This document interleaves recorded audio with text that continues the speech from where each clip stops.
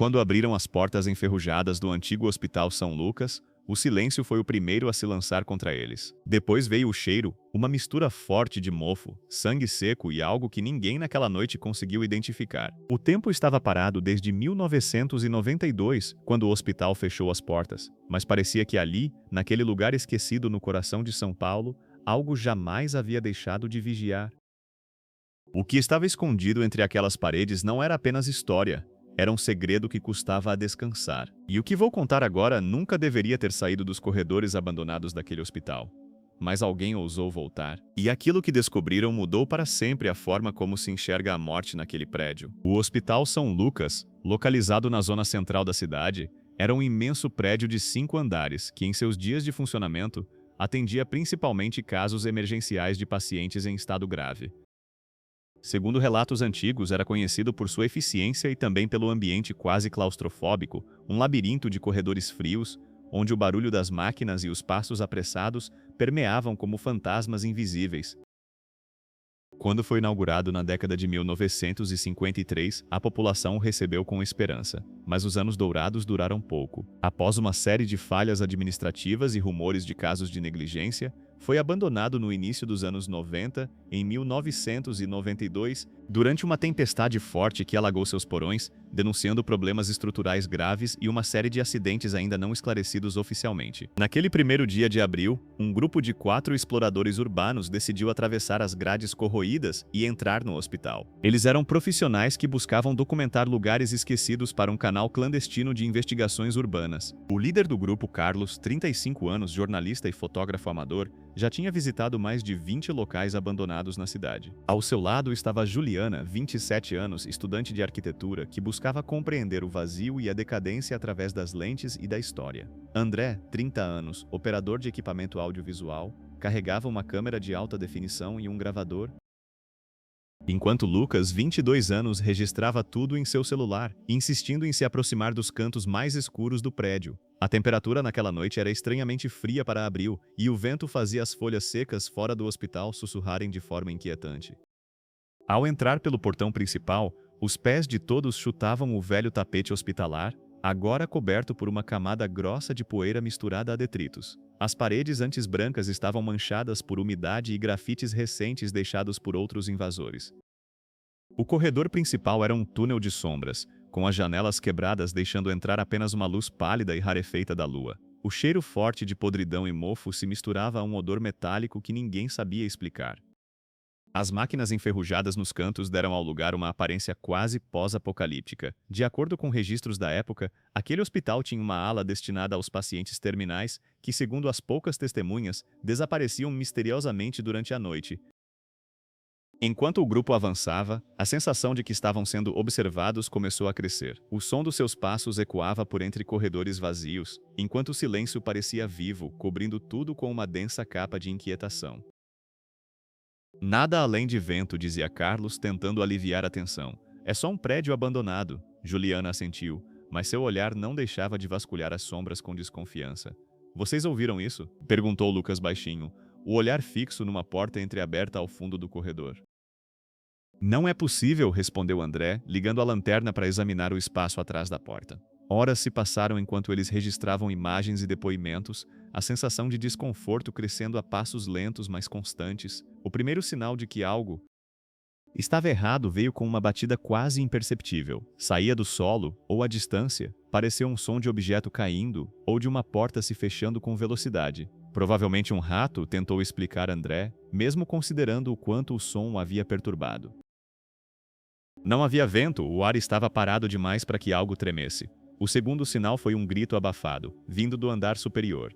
Tão breve e distante que poderia ser descartado como fruto da imaginação, mas que agora não deixava o grupo tão seguro. Alguém gritou? Perguntou Juliana, engolindo em seco. Só os gatos, deve ser, respondeu Carlos, mas sua voz falhou no último instante, perdendo a convicção. O terceiro sinal, impossível de negar, aconteceu minutos depois, enquanto exploravam a antiga ala de isolamento. Um sussurro fraco e arrastado, um murmúrio que escapava das paredes como uma alma em agonia. Juliana, você ouviu aquilo? Perguntou Lucas, tremendo. O grupo parou e o som retornou, agora um pouco mais audível, um lamento quase humano que parecia chamar por ajuda ou alertar sobre algo dentro do prédio. Ainda assim, tentaram racionalizar. O hospital velho podia abrigar qualquer coisa: morcegos, ratos, o vento cansado passando por frestas. Porém, a sensação de não estarem sozinhos se intensificava e a atmosfera, antes apenas desconfortável, transformava-se agora em um peso sufocante. O ar aqui parece que está congelando, comentou Juliana, puxando os braços para dentro do casaco. O grupo seguiu em silêncio, as lanternas iluminando pedras soltas, fios pendurados e antigas placas amareladas. Era o momento em que a sensação de que algo os observava tornou-se fato. Ele parou, olhou. Estava lá. No final do corredor, uma silhueta humana se recortava contra a janela quebrada. Não se movia. Por um instante, ninguém respirou. A figura era vestida como uma enfermeira antiga, com o tradicional vestido branco amarelado pelo tempo e um avental manchado de sanguinolento. Os cabelos presos em coque escondiam o rosto, mas era possível ver que aquele rosto não refletia luz. Era uma mancha escura, uma ausência de identidade. Então a figura desapareceu, como um sopro de fumaça carregado pelo vento que não havia. Quando se aproximaram do local onde a figura estivera, encontraram uma cadeira caída e marcas de mãos esbranquiçadas riscadas nas paredes. Um cheiro agressivo de ferro velho, mais forte do que antes, incendiava as narinas. André tentou ligar a câmera, mas recebeu apenas estática. Carlos, no entanto, escutou uma voz rouca e baixa vinda do corredor atrás deles. "Está na hora." A voz parecia um sussurro, um chamado e uma sentença ao mesmo tempo. O desespero cresceu. "Vamos sair daqui", sugeriu ele. Mas ao tentar virar, Lucas sumiu da visão, como se o chão houvesse engolido aquele pedaço do corredor.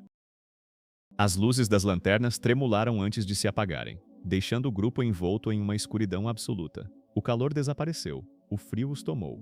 Um silêncio pesado, denso, os cerrou como uma armadilha, durante alguns minutos que pareceram eternos. Apenas o som das respirações ofegantes e do bater dos corações preenchiam o vazio. Então, no meio do silêncio, um sussurro arrepiante. "Ela cuida dos que precisam, não dos que já foram." Juliana quase perdeu o equilíbrio. "Quem? Quem é isso?" perguntou com a voz trêmula. Antes que alguém respondesse, a lanterna dela iluminou o que parecia um esqueleto vestindo o uniforme da enfermeira, apoiado num carrinho de equipamentos médicos, imóveis mas intensamente presentes. O crânio girou lentamente para encará-los e seus olhos, duas cavernas negras, pareceram brilhar com uma luz que não existia. "Por que você está aqui?" Carlos tentou com o coração na garganta. Eles merecem atenção, mesmo depois da morte." Foi a resposta sussurrada que parecia sair do próprio corredor. O ar ficou pesado, a sensação de estar embaixo d'água, com os pulmões apertados, trouxe tontura a todos. Tentaram fugir, mas os corredores agora pareciam se estender infinitamente. As paredes se contraíam e soltavam um suor frio, úmido, que molhava suas roupas e congelava a pele. Na pressa, André tropeçou e caiu, ferindo o joelho e ralando a mão numa parede cheia de limo. O som de passos invisíveis se aproximava, dançava entre os ecos e desaparecia como zombaria. Juliana segurava a mão de Lucas, que tinha os olhos arregalados e fixos na escuridão à frente. "Não deixe ela te pegar", sussurrou ele com voz tremula. Enquanto um vulto branco deslizava na ponta do corredor como um nevoeiro humano, o grupo percebeu que a enfermeira não era apenas um fantasma comum. Ela parecia uma entidade que circulava naquele hospital carregando uma tragédia sem fim, tratando pacientes que não pertenciam mais ao mundo dos vivos. Com o último lampejo da lanterna, viram o rosto dela, uma superfície lisa, pálida, sem olhos, boca ou nariz, como uma máscara perfeita, que lançava um bafo gelado ao abrir a boca para sussurrar palavras que ninguém conseguia entender, mas que enchiam o ar de um terror indescritível.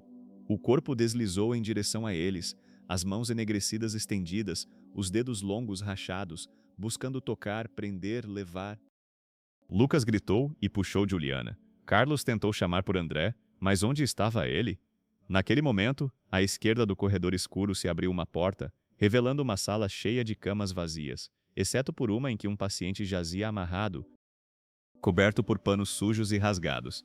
Apesar da aparência inerte, os olhos do homem se abriram lentamente, cheios de um vazio profundo e um brilho de desespero infinito. "Ajude-nos!" foi o último que disseram antes da porta se fechar com força, isolando-os no corredor atroz. O pânico tomou conta e, numa tentativa brusca de escapar, correram. Mas o hospital parecia um animal vivo, mudando sua forma, confundindo seus passos. As paredes sussurravam nomes, ecos de sofrimentos antigos e promessas de salvamento que eram, na verdade, condenações. Na fuga desenfreada, Juliana percebeu que carregava consigo um objeto caído no chão, um antigo crachá de enfermeira, com nome e foto quase apagados, mas ainda legíveis. Maria Cecília lia-se. Ela era uma enfermeira real.